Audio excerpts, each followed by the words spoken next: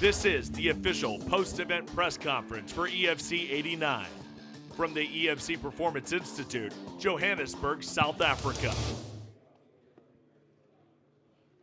And that concludes EFC 89.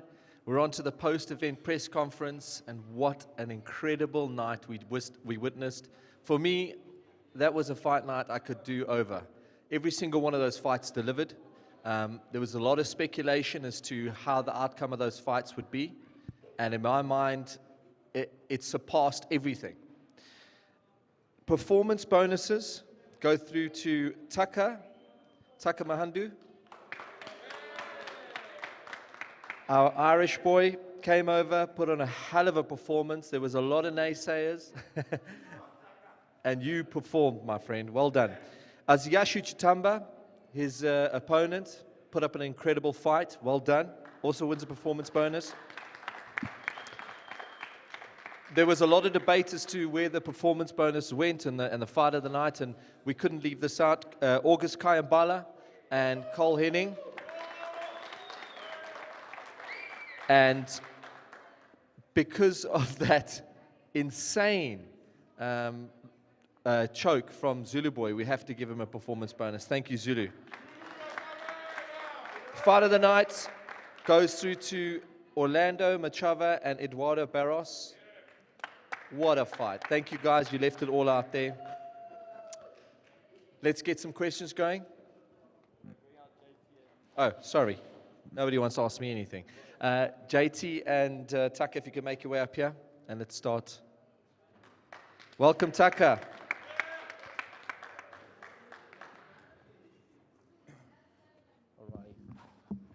JT, I'll start with you. Your first pro win in the EFC. It's been a long time coming. Amateur career showed a huge amount of promise. Got derailed in your first pro fight, but here you really showed us what you're made of. Just go over those thoughts and emotions and how much this win means to you again, my friend. You know what? I honestly have to say, everything happens for a reason. Coach Monet always told us that. And the very first time I was scheduled to fight, I got injured. The second time, the fight didn't happen. The third time, it didn't go my way. So I was extremely upset, and he always said, everything happens for a reason. The beautiful thing about all of that is I learned so much from that. And there were so many opportunities for improvement that I capitalized on, and what's amazing was I could feel all of them present in this camp.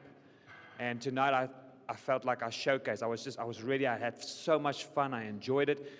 I mean, a few of PT's shots landed, and I felt like I love this. This is what I love doing. And I am so happy that I could get back that feeling. I love the answer. Let me move over to the cat before I pass the mic on. Didn't get a chance to talk about your journey because it has been an incredible one. You are a very confident young man, but I know it was derailed recently by the sad passing of your father. I know he's buried in Zimbabwe. That's why I asked you after your victory whether you'll be heading back to Zimbabwe. Just talk us about your thoughts, your feelings and your emotions coming out here and fighting and putting on a performance like that in your first pro debut. The emotions leading up to the fight, it's been a crazy week. Obviously the viral video, like the hype that I've got behind me from the EFC and from social media and stuff. So I was kind of taking that all in my stride, and I think in the first round, I was a bit taken back by the whole situation and where I was. So I wasn't really switched on until obviously Asi caught me, and I was like, whoa, I'm in a fight. So that was a pretty crazy experience. So this whole week has been kind of it's been surreal. So I've been going from one thing to another thing to another thing. So I can't wait to kind of just sit back, relax, reflect, and kind of just reminisce on how great this experience was altogether. And in terms of what you're saying about my father, I was talking to my mom and my sister, and when they rang me, I was only crying every single time. I'm probably going to go home and start crying later on, and because it's been such a crazy experience, and I'm looking forward to kind of getting back to Zimbabwe and kind of seeing his grave, obviously, and hopefully I know I made him proud tonight. Not hopefully, I know I made him proud tonight. Follow-up question for Taka. Before the bouts in the press conference, the week leading up to it, I was asking you about the competition levels between Irish MMA and EFC. Now that you've been in the hexagon, you've faced someone who's had a number of bouts in EFC. Where do you see the levels of competition? Are you satisfied that you'll be able to hang with the very best in the division? Absolutely. Asi was the perfect test for me today. He's a very tough opponent. Today was my debut. This was his 8th professional fight. So I went in there and I showed that I have everything it takes to hang with the best in the division. And my next step is like I'm going to leave that to my team. I'm going to let them handle everything with Graham. But I'm actually just glad that I got in there with somebody that's such a veteran and somebody that's so familiar with the surroundings. So I'd like to thank Assi for taking the fight, because he didn't have to take this fight. It was a risk for him, and he went in there, done his job, and landed some good shots. You know, it was a good back and forth in the beginning, but I kind of started taking over control. You know, when I kind of settled into it and I kind of got my range. So I know I have everything it takes to hang with the best, and the guys and the competition level in EFC is extremely high, and I'm delighted that I'm here. Follow-up question then for Graham. Have you given any thought for a future opponent? I've been chatting with his team. We want to bring them out in December, and I want to bring out more guys from their camp, more Irish boys. I think it'll be great, and girls. Maybe you've got a lady we can bring out. It'll be awesome. But we haven't really knuckled down any fights, because I think this was throwing him in the deep water. I'm not saying he didn't swim. He was amazing. But I think we need to also go back to the drawing board and see what the best way to elevate this kid's career is. Give him some good fights. And, you know, there's definitely grooming towards title fights at some stage. But, I mean, it's still early days for him. You know, one fight in the bag, it's great. Next question for JT Buerta. JT, of course, your debut in the EFC didn't go your way. And, of course, having a stellar amateur career yourself, how do you feel? Was there a lot of pressure on you to perform against a veteran in P.T. Coxon tonight? Were you hunting for that finish? You know, how did it feel when you landed that kick? And just dominating the rest of the round, man. How did it feel to win? So one of the areas of opportunity that I identified was, with my first fight, was some sort of block. Something held me back,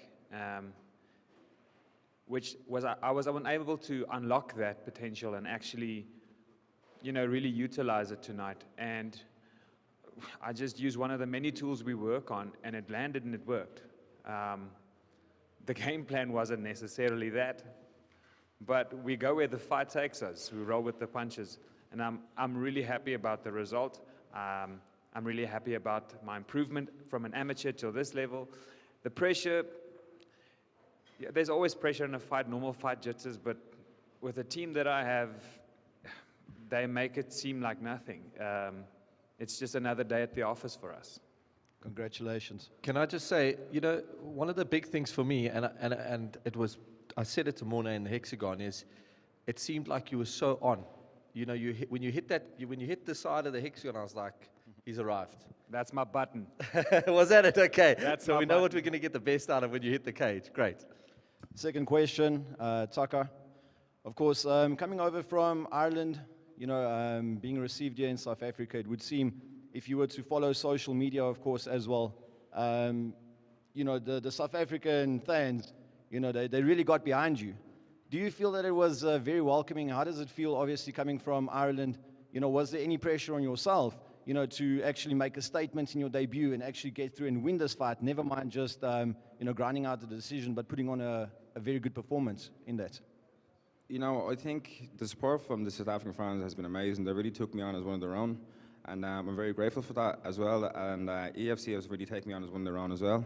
So it felt like I was home. It just didn't feel like I was in a foreign land. It didn't feel like I was in anywhere that was kind of hostile around. And so everybody here has treated me like one of their own, and it's been great. And sorry, what was the second part of the question?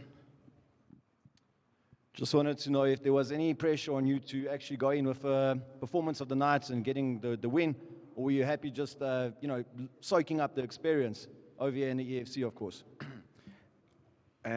Of course, I was looking for the finish, you know, but I think the way that things turned out was probably better, because I ended up showing that, like, I have a lot of grit and I have a lot of resilience. Because the first round he hurt me a little bit. Well, not even that he hurt me, he landed a little bit, and everyone was like, ooh, you know what I mean? So like, it kind of got people thinking that I was hurt. And I came in the second round, composed myself, and kind of got those jitters out of the way, and then really kicked up my game and showed what I'm made of. So I think that was a better way of coming in and kind of performing, rather than getting in there and getting a big knockout, because then people would have been thinking, all right, maybe that was a fluke, this and the other. But today I showed my integrity and showed my grit. So I think this is a question to both of you. You got to perform on a really classic EFC night where it was just packed with really good fights and the quality of what there is on this continent. You know, you're both very new in your career. You guys have got a lot to look forward to. How do you see EFC being a big part of taking you to where you want to go? And where is it that you want to go? I mean, what is the plan for you guys? You guys both had incredible performances. You performed exceptionally well. You look like you've got 10 fights in the bag already. You come out of good camps. What kind of future do you see EFC for you? And then where do you think that takes you? I want to turn EFC. I want to turn EFC into UFC eventually, and that's my goal. That's always been my goal, and I know this is the perfect platform to get me to where I want to be. I know thanks to Graham, thanks to Cora, thanks to everybody that runs the show, because the production value is unbelievable, and it's as close as I am. It's as close as I'm going to get to the UFC before I get there, and it's good that I kind of have this kind of exposure and kind of this platform to show that I'm ready. Like, I will be ready to get there eventually, and when I do get there, I'll be comfortable, because this is the exact same kind of production value that the UFC brings. So if I get comfortable here now, I can get comfortable there when I get there eventually. I actually recall a podcast that Graham once had about the brand, the EFC brand, being, you know, the only but the biggest, professional promotion in Africa. And I actually liked what he said to everybody: just get on board with it. You know, when we started with having shares, and for me, I do believe that. I do believe there's no other organization like this. There's no competition. So the stage doesn't get bigger than this. And I think if we all just support this brand, it'll go so much further. And we'll reach such a big audience at the end of the day, which I believe all of us as athletes are looking for, is an international stage where we can showcase our talents. Obviously, we want to use it to get to the big leagues. Everybody here wants to be a champion. I definitely want to be a champion. And I think this is one of the best places to start at. Wow. Thank you, guys. Thank you very much. I just want to pick up on what JT said about being a champion. I think, Graham, correct me if I'm wrong, but the middleweight belt is vacant. It was previously held before lockdown by JT's teammate, Dricus du Plessis. What is it about Dricus's journey that inspires you as a teammate, as a former champion, when you're talking about that championship journey, JT? The beautiful thing is I get to train with that guy 24/7, not just MMA sessions, strength and conditioning, grappling, wrestling, anything we do. And it's amazing to pick up on his mindset, on his way of life, on his work ethic. And that's one of the best things about training with Team CIT, is everybody's got that ethic, and it eventually rubs off on you. I've always said you're the sum total of the 5 people you surround yourself with. Why not surround yourself with a future UFC champion, a former double division champion in the EFC? And I mean, that belt's definitely going to be mine pretty soon. Last question. Tsako, of course, Graham is seeking to bring in over a few of your teammates, possibly future events, of course. Cheeky question, rather, but is there anyone that you feel will be a valuable asset to the EFC that you can maybe just give us like a little bit of a preview on that we can look forward to seeing over in the EFC? I'm not even joking. It's everybody in that MMA team. Everybody on the team are so high level. Like, you've seen what I went out there done tonight, and I'm not even the cream of the crop in the gym. You know, there's so many guys coming up that they're excellent, highly skilled. I know Graham is going to be looking forward to getting them over here, because they're like me. They're fighters, and obviously they come from Chris. They come from Cottle, so you know they're going to be coming from the best of the best in Ireland and in Europe. Fantastic. Thank you. Awesome. Gentlemen, thank you very much. I am so excited to see your careers grow with us. You are legends in my eyes already. I just want to say, the CIT team, there was, I think we had 5 of you guys on this card, and everyone fell off, and you stuck on. Thank you. Thank you, JT. You showed up, buddy. Seriously. Gentlemen, thank you very much. Thanks very much, guys. Just don't look that up. All right, moving on, we're going to have August Kayambala and Cole Henning. What a fight this was between these two guys. Best of the feathers, best of the lights. And I mean, we talk about different divisions, but I mean, in the hexagon, they look like shadows of one another in terms of size and strength, and that was really won by a hair.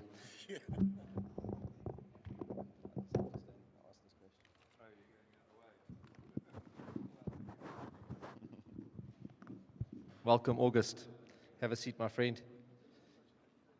Cole. All right, so we saw these guys in action. Let's head over to... All right, guys. Arnold here, Punch Drunk Podcast.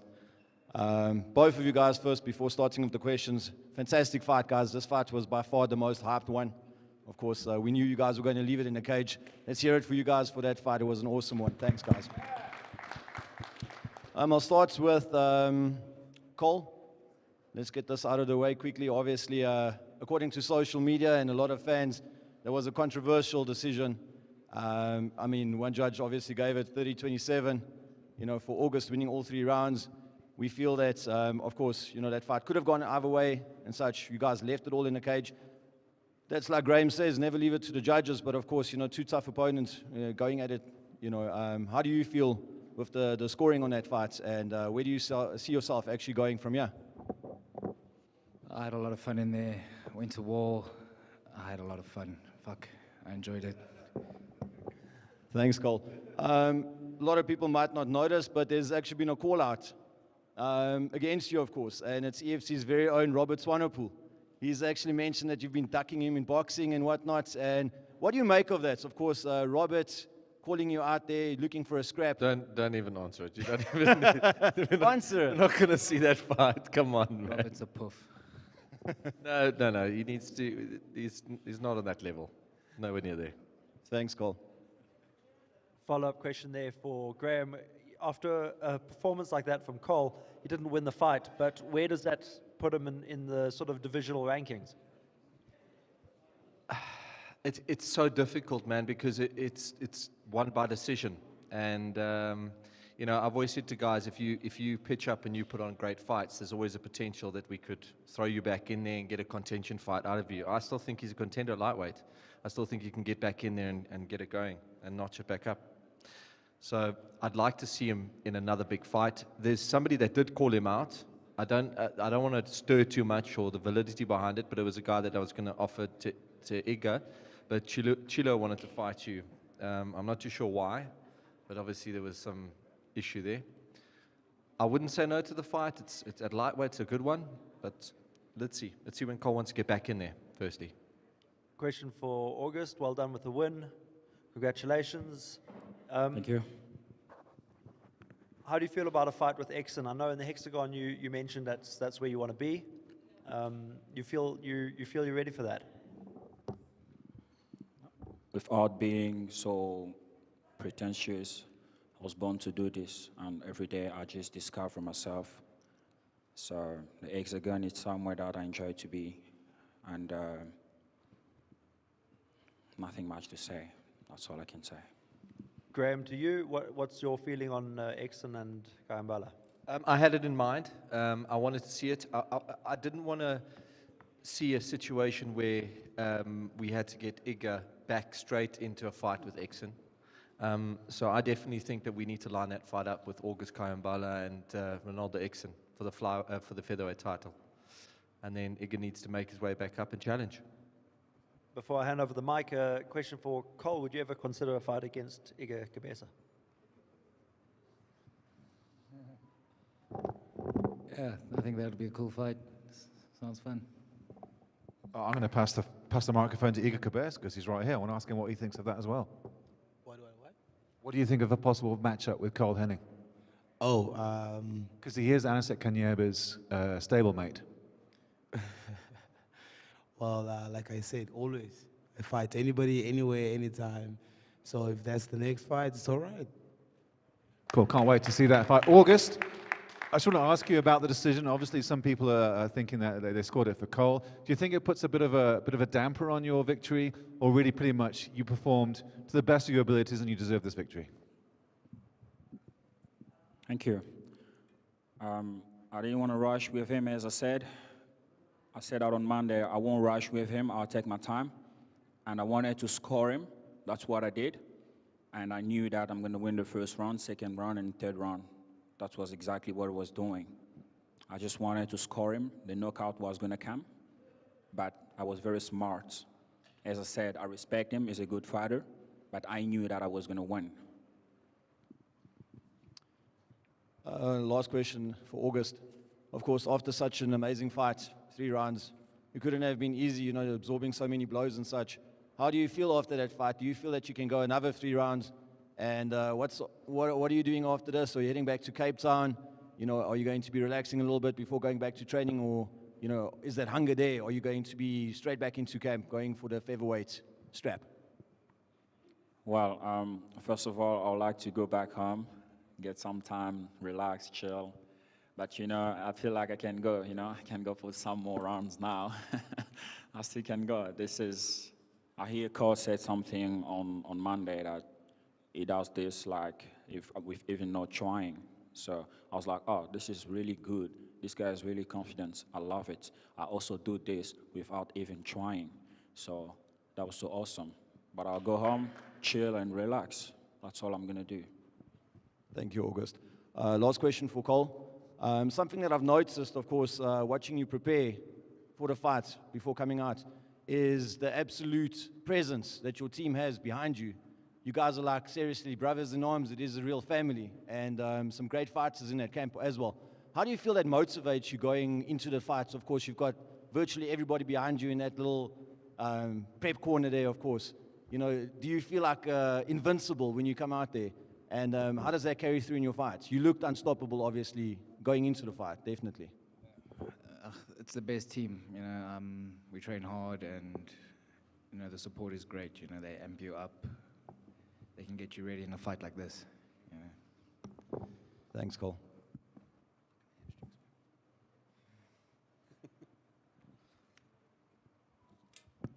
Thank you very much, gentlemen. I look forward to seeing your future careers. We're going to go on to Tando Biko and Nkazimola Zulu. Thank you so much, August. Legendary, buddy. Thank you. Thanks, Cole.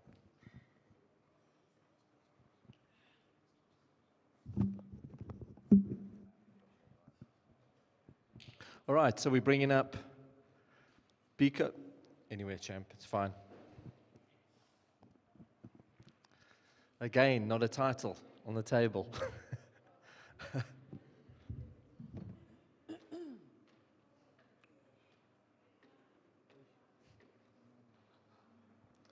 You can't win like that and not have a title around your waist, do you? Come on, man. All right, spectacular fight between these two guys. Simon, you eager? I asked Zulu, I asked him about the weight miss in the cage, so I just want to ask the same question to Tando, because it's fair just to ask him the same thing. In the scramble, in the transition, you caught your opponent in the guillotine. He reversed you and put the same move on you. He didn't tap, but you did. Do you think the weight miss of your opponent made a difference in that moment? And I know you're humble, and I know you're a great sportsman, so I asked that question from both of you with all due respect. I wouldn't say it's a weight. Everything was going well. I did a small mistake and then capitalized on that. But I think I deserve a rematch. This guy missed weight in the qualification for the title fight, and he did a title fight. He missed weight. I think I deserve a rematch immediately. Thanks, guys. Question for Zulu. Of course, must be disappointing, you know, not being awarded with the title, of course. But as Biko just alluded to now, do you see that there are any other challenges really at flyweight for you other than Biko? And of course, how does it feel to actually have been able to submit someone who's so proficient on the ground like Biko himself? Yeah, thanks, man, for the question. Biko is right. I respect him as a fighter, and I respect his words. If he says he wants a rematch, he deserves it. I know I missed weight. I should be a champion now, but I was born a champion with a belt or no belt. But no disrespect to him. But yeah, we can do it again, no problem. because it's not unfair to him that we fought and I won. I was just stopping him to getting that belt, but I didn't make the weight. This is his excuse. So if he wants a rematch, I'll give it to him. I know there's one person who doesn't want that rematch, and that's Jake Hadley. How do you feel about a rematch with yourself and Jake Hadley? That will be a dream come true. I want to smash that guy's head. After all, everything that he said to me before the fight, you know, I didn't like it. But obviously, after the fight, we were like chatting on Facebook, you know, inboxing each other, and kind of like we cool. But still, I would like to fight Jake Hadley again. So, going back to your question that who's next for me or whatever, I don't see anyone who's a number one contender unless I give Pico a rematch, or Graham can bring someone from overseas to fight me.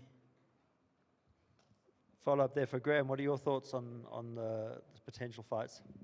These are the hard ones, eh?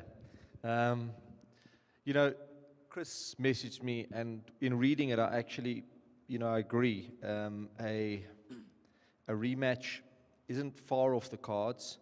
I always look at decisions, though, and that was a pretty decisive finish, as far as fights go. It wasn't like we saw a 3-round war.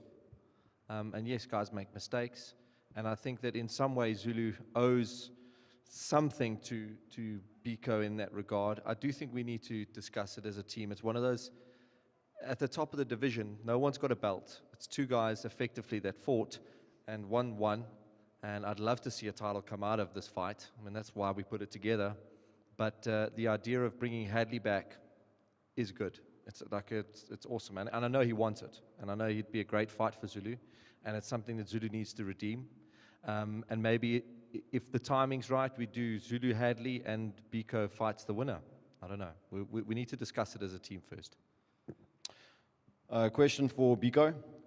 Biko, surely very, very tough fights, of course, and you guys obviously respect each other a lot in that cage. Were you at all surprised with the fact that Zulu caught you for submission, knowing that Zulu is, of course, a proficient striker himself, and you're renowned to grind the fights out, keep it on the ground, and dominate there? Did that submission at all surprise you? And going into a rematch of Zulu potentially, how do you see the rematch playing out, and how would you guys game plan for something like that? Yeah, I caught by surprise there. It was deep in. Tried to go out of it, but it was on.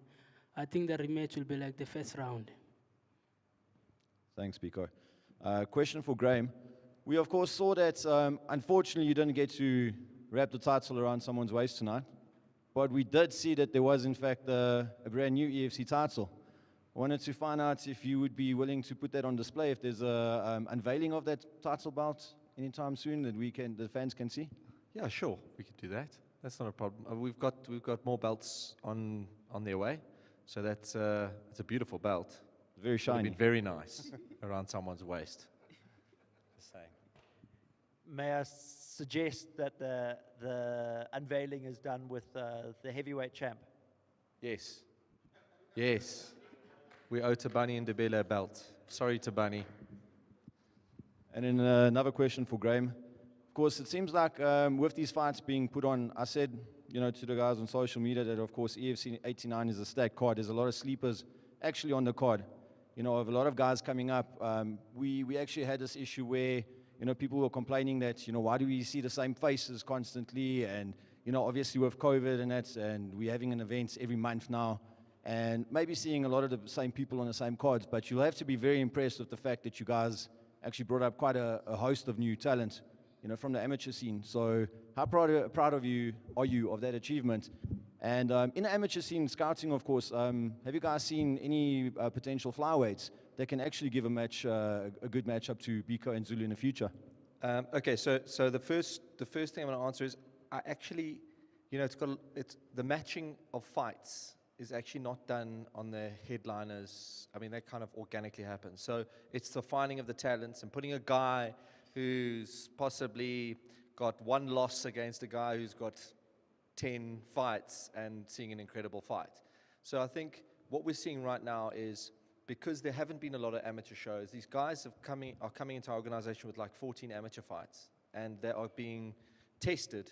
So when they arrive here in this format, they are excelling. I won't say I'm proud, because it's actually not me. They're doing all the hard work. The Vince Bembes of the world, the Shannon Fantondas, you can see they're putting in the work. The guys that put on fights tonight were all, I mean, I felt like they were seasoned veterans, a lot of them. So very proud. What was the second part of the question? Just checking, obviously, with the amateurs coming up, have you seen any potential flyweight matchups? Oh yeah, I mean, geez, I could literally, and I'm not saying it would be. I mean, look at Julio Plaikis. We've just matched him, signed him. He's on the EFC 90 fight card against Wade Kaspe. So that's a confirmed fight, and I mean, that's a hell of a fighter. He's only had one professional win, but he's going to give you guys some stick, which is great. 100%. And sorry, that's to say he beats Wade. Wade's training with Don Madge, and he's looking incredible at the moment. So. Great fight. Last question then for Zulu. Of course, World Sports Betting is an official sponsor of the EFC. And of course, a lot of people actually had you as the as the underdog. So, Tsami Zulu, what is your message to the person who put some money on Zulu to win via submission? You want to congratulate them and say to look out for you like in the future? Yeah, get me Spartacus gin. Thanks, Zulu.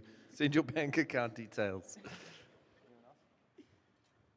All right. Thank you very much for joining us at the EFC 89 press conference. We're on to the big one, EFC 90. We've got a hell of a card for you guys. We've got Nigerian talent coming out. We've got a lot of Brazilian talent coming out. Sylvester Chifumbu is confirmed to fight Sindile Manengela for the bantamweight title. And we're going to see some fights that we're going to push on there that I think all of you are going to want to see. So stay tuned. Thank you.